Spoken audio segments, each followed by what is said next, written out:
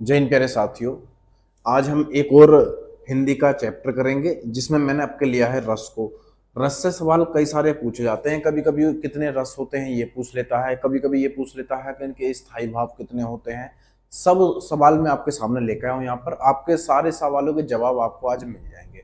मैंने chapter wise practice कराने की आपको बोला था कि 20 दिन में कम से कम 20 हम चैप्टर को कंप्लीट कर लेंगे। हर रोज एक चैप्टर हम कंप्लीट कर रहे होंगे। आज हम करने वाले हैं अगला चैप्टर जो है रसों का चैप्टर। ठीक है भाई, क्या कह रहा है कि रसों की सही संख्या क्या है। आप इसमें से कितने सवाल हल कर रहे हो ये आप खुद जज कर लेना। ठीक है भाई, ये कह रहा है रसों की सही संख्या क्या है। सही संख्या का मतलब क्या है? अगर सिर्फ आपसे ये पूछा जाए कि रसों की संख्या कितनी है तो आप कह दोगे रसों की संख्या यहाँ पर 9 है। लेकिन अगर आपसे ये पूछा जाए कि भरत मुनि के अनुसार, भरत मुनि के अनुसार, मुनि के अनुसार रसों की संख्या कितनी है, भरत मुनि के अनुसार जब आपसे रस पूछे जाएंगे तो आप कह दोगे तो हो जाएंगे 8। ठीक है भाई, अगर भरत मुनि के अनुसार पूछा जाएगा आपसे कि रस कितने हैं तो आप 8 बता दोगे। लेकिन आपसे टोटल रस पूछे जाएंगे कि कुल रस कितने हैं, या सही जैसे सवाल यहाँ पर लिखा हुआ है कि रसों की सही संख्या क्या है, तो आप 9 लगा दोगे। ठीक है भाई, मैं आपसे ये बताना चाह रहा हूँ कि इसमें से एक रस गायब है। कौन सा रस गायब है? बोले नवा रस गायब है। नवा रस कौन सा है? तो आप कहोगे नवा रस हो जाता है शांत रस। ये शांत रस को नहीं मानते हैं। ठीक है भाई, और इस शांत रस का जो स्थायी भाव है वो होता है निर्वेद। क्या होता है भाई? वो हो जाता है निर्वेद। ठीक, आगे भी सवाल आएंगे आपके सामने।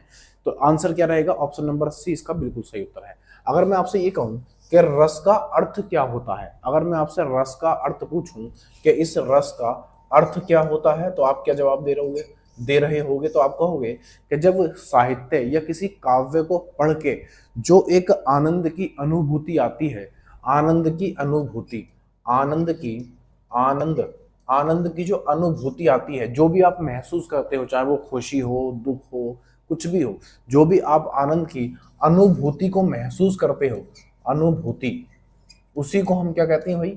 उसी को रस कहते हैं। क्या बोलते हैं दोस्त? उसी को रस बोलते हैं। आगे आते हैं, सवाल नंबर अगला ये रहा मेरे लल्ला। सारे सवालों के जवाब आपको यहाँ पर मैं दे दूंगा, चिंता करने की कोई जरूरत नहीं है। हर तरीके का सवाल आपको यहाँ पर मिल जाएगा। रस से जो भी सवाल पूछा जाएगा आपके मेन एग्जाम में तो बचकर नहीं जाएगा, ये गारंटी है। अगले में क्या कह रहा है?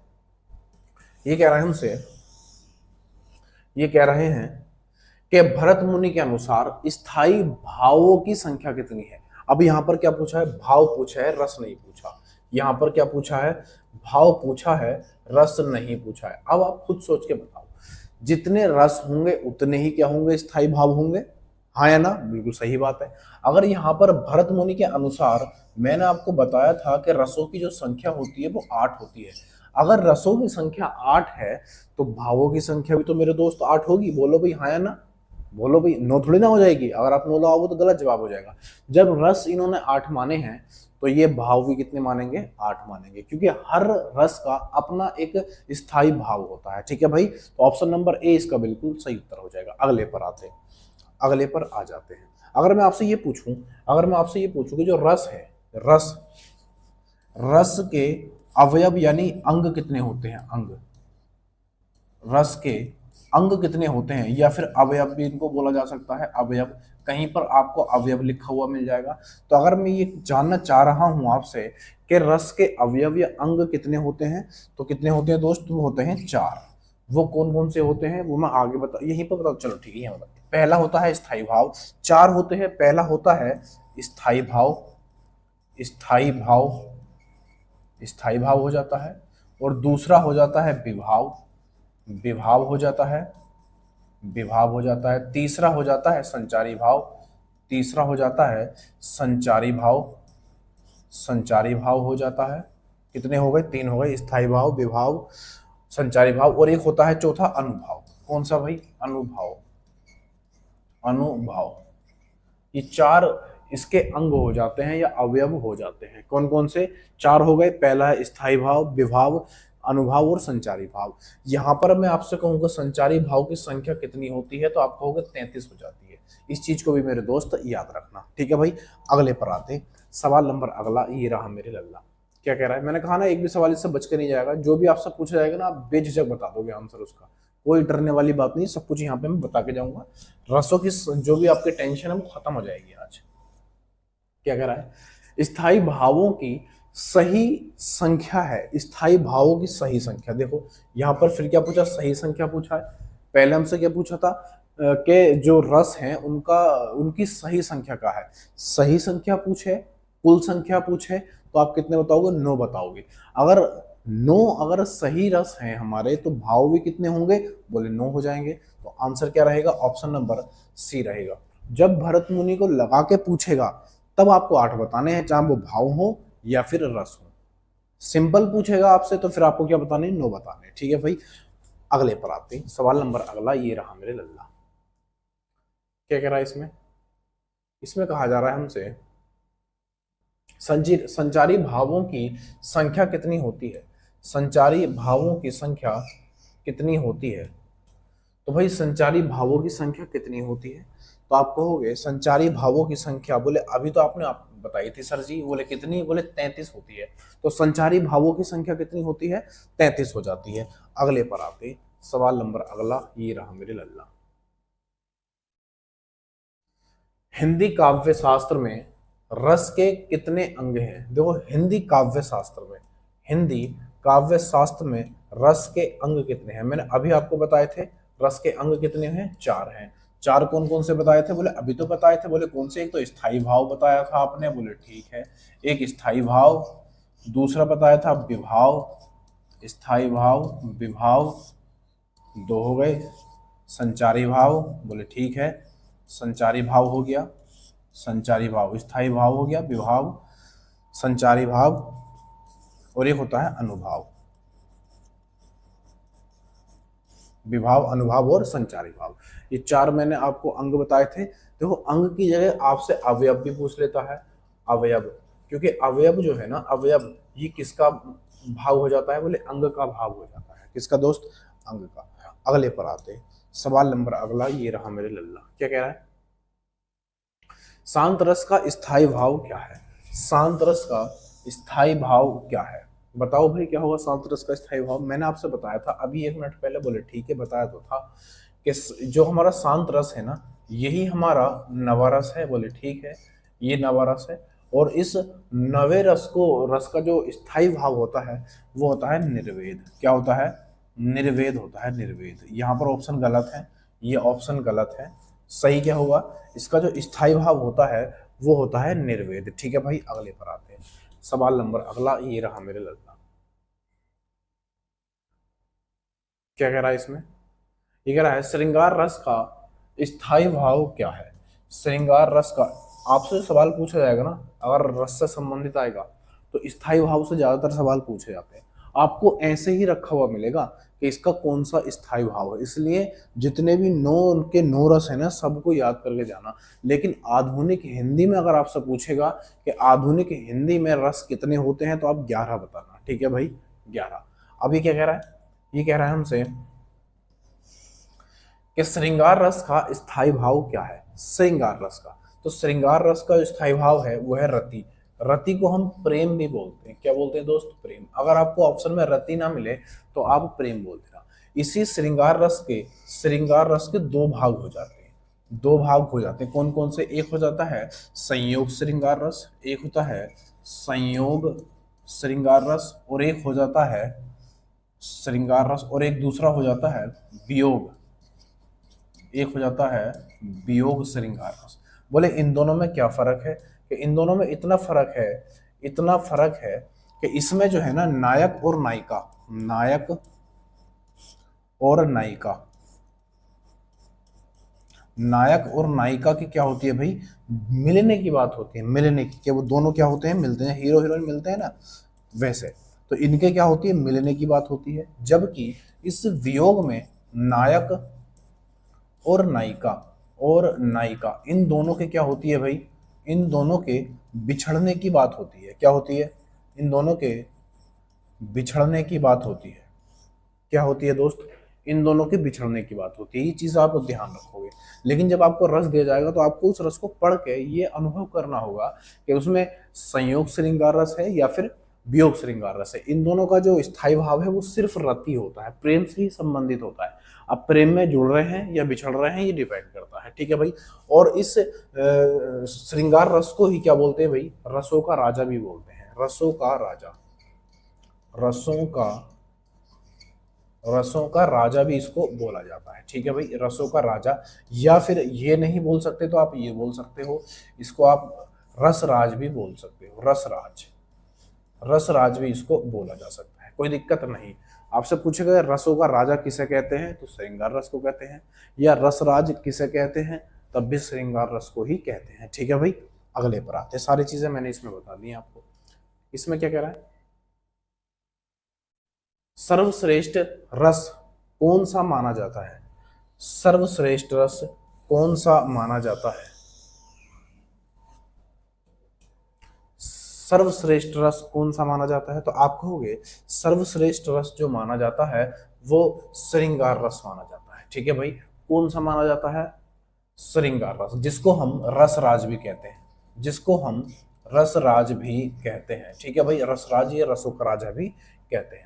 अगर मैं आपसे कहूं कि वीर रस का स्थायी भाव क्या होता है, तो आप कहोगे इसका होता है उत्साह, इसका जो स्थायी भाव होता है उत्साह होता है। और करुण रस का स्थायी भाव क्या होता है, तो आप कहोगे इसका हो जाता है शोक, वो वाला शोक नहीं, हैबिट वाला शोक नहीं, बोले शोक, दुख प्रदर्शित करना, ठीक है। और रौद्र रस का स्थायी भाव क्या होता है, बोले क्रोध हो जाता है, इसका होता है क्रोध, ठीक है भाई। कोई दिक्कत परेशानी समस्या मुसीबत नहीं होनी चाहिए। अगले पर आते हैं, क्या कह रहा है, किस रस को रसराज कहा जाता है, किस रस को, ये तो छोटा कॉमन सा सवाल है, आंसर अगर गलत कर दिया तो फिर मटिया फली थे सबकी, समझ रहे हो, तैयारी करने का कोई फायदा नहीं है।